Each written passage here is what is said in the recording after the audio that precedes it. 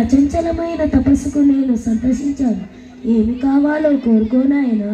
స్వామి, మీకు తెలియనిదేమున్నది?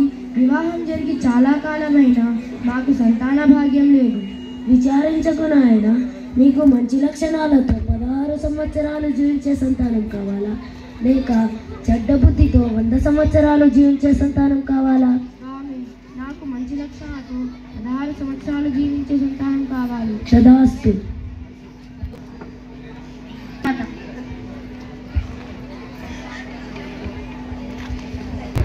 భగవతి, మన బాబుకి మార్కండేయుడని నామకరణం చేద్దాం. అలాగే స్వామి.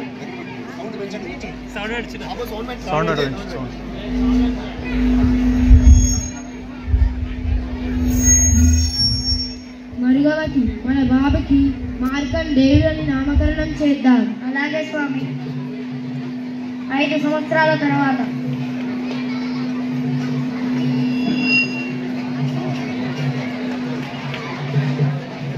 మార్కండేయ, పూజకు ఆలస్యమవుతున్నది. ఆ పూలు తీసుకొని రా. అలాగే మాత.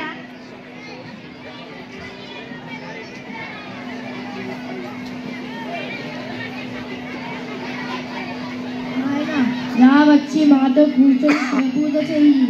అలాగే నాన్నగారు.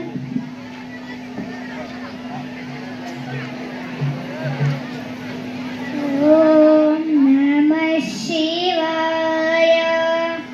ఓం నమః శివాయ. ఓం నమః శివాయ. ఓం నమః శివాయ. ఓం నమః శివాయ. ఓం నమః శివాయ. ఓం నమః శివాయ. 16 సంవత్సరాల తర్వాత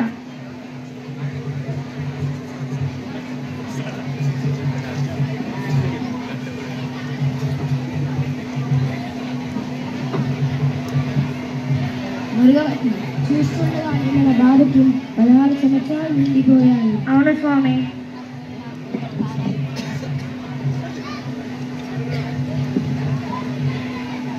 నమస్కారం నాన్నగారు. ఎందుకో ఆందోళనగా కనిపిస్తున్నారు? నాయన, మీకు 16 సంవత్సరాలు మాత్రమే ఆయుర్దాయమని పరమేశ్వరుని ఆజ్ఞ. ఇప్పుడు నీకు 16 సంవత్సరాలు పూర్తిగా వస్తున్నాయి. ఆ విషయమే మమ్మల్ని కలిసివేస్తుంది. నాన్నగారు, మీరు నాకు వేదాలు, పురాణాలు, శాస్త్రాలు అన్నీ నేర్పించారు. ఆ భగవంతుణ్ణి ఎవరైనా ఏదైనా మనస్ఫూర్తిగా కోరుకుంటే తప్పకుండా నెరవేరుతోందని కూడా నేర్పించారు. నేను స్వచ్ఛమైన భక్తితో ఆ శివుణ్ణి ఆరాధించి నా జీవిత కాలాన్ని పెంచమని వేడుకుంటాను. నేను ఇప్పుడే తపస్సు చేస్తాను. నాయన, నీ తపస్సు చేయాలనే కోరికను ఆశీర్వదిస్తున్నాను. క్షేమంగా వెళ్ళి దీర్ఘాయుషుతో తిరిగిరా నాయన. శివానుగ్రహ ప్రాప్తిరస్తు.